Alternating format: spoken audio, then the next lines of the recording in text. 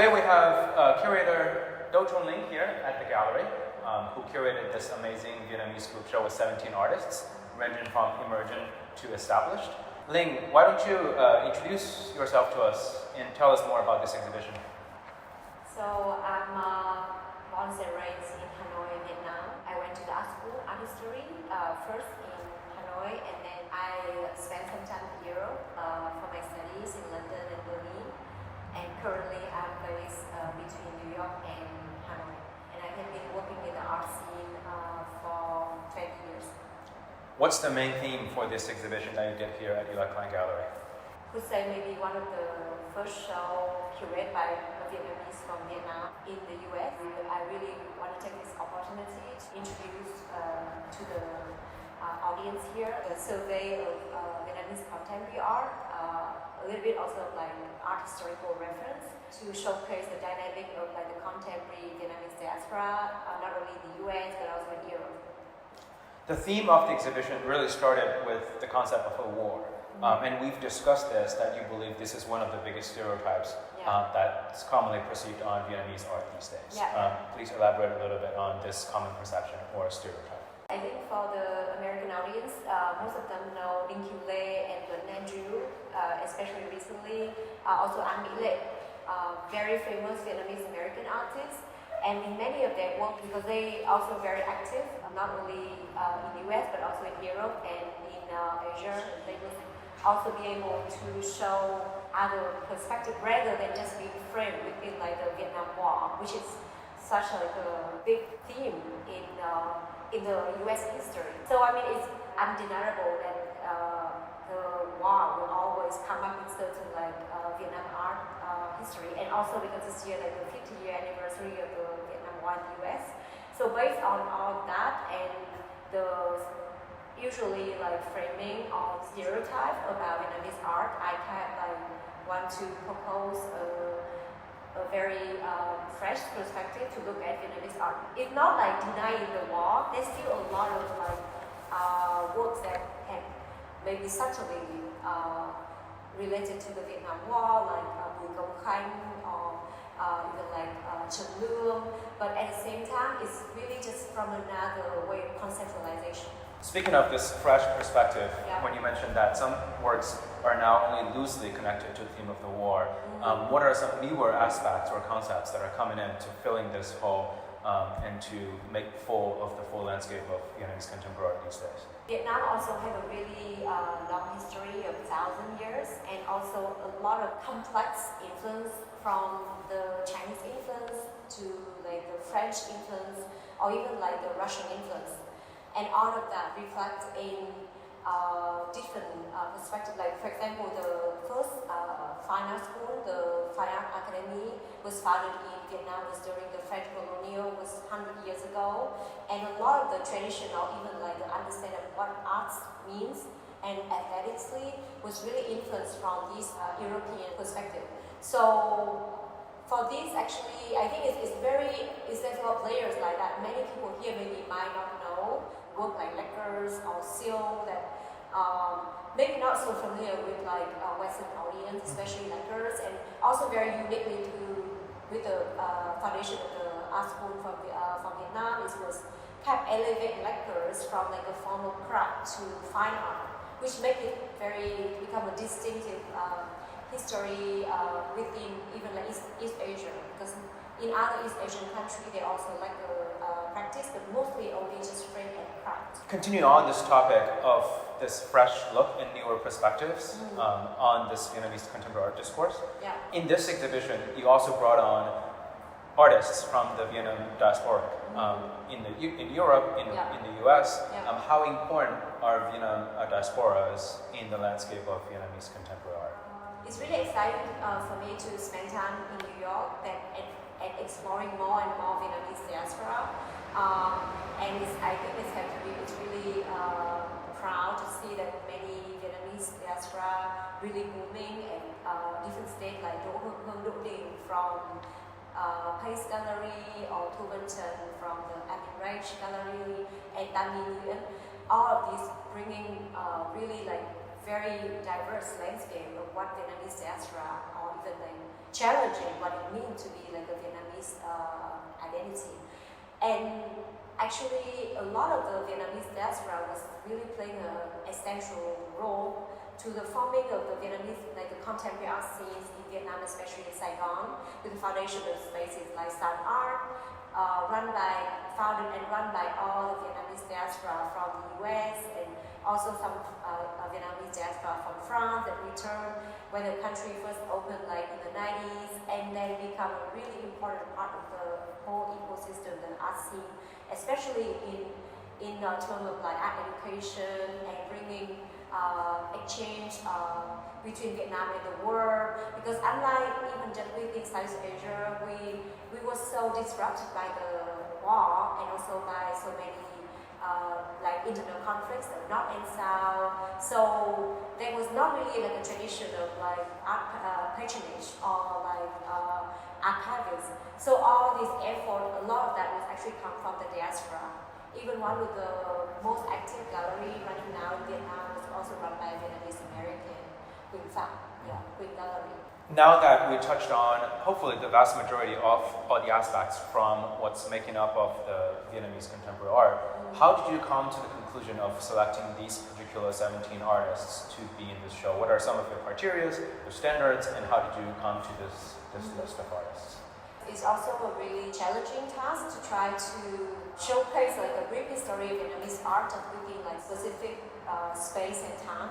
What I was trying to have like at least one way to honor certain historical figures like Trung Tân, Trần Lương, Ca Lê Thắng. They was really instrumental in like the art history scenes in Vietnam, not only with their time but also to the current young generation.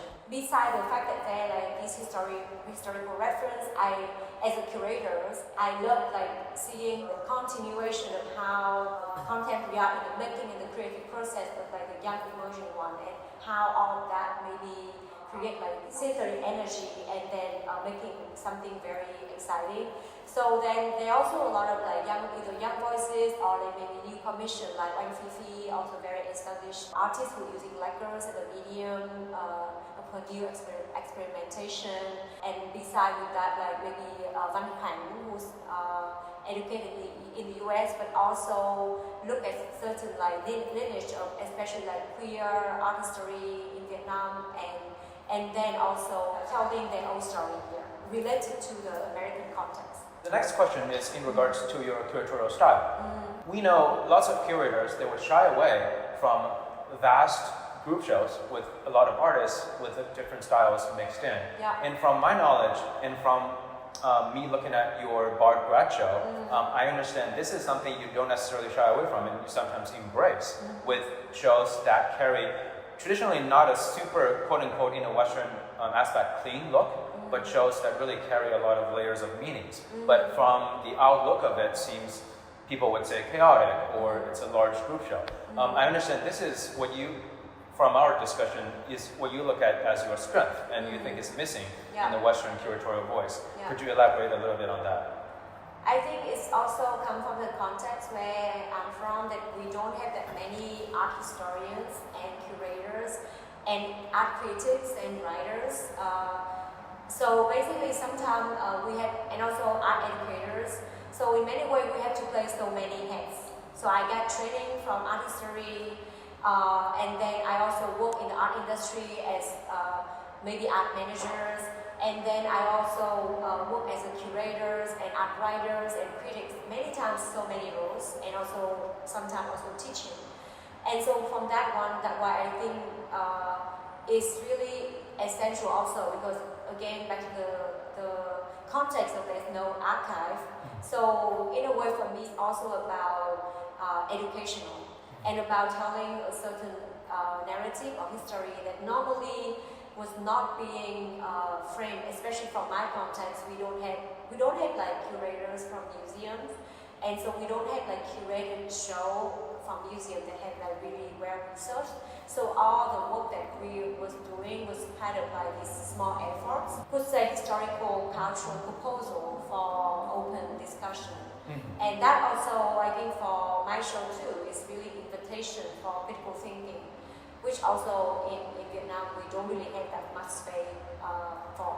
Besides that, I think also a lot of my foundation, when I started, I worked a lot with older senior artist generation, and now I'm still work with a lot of older artists and at the same time young artists, and I believe, there's a lot of struggle from both sides.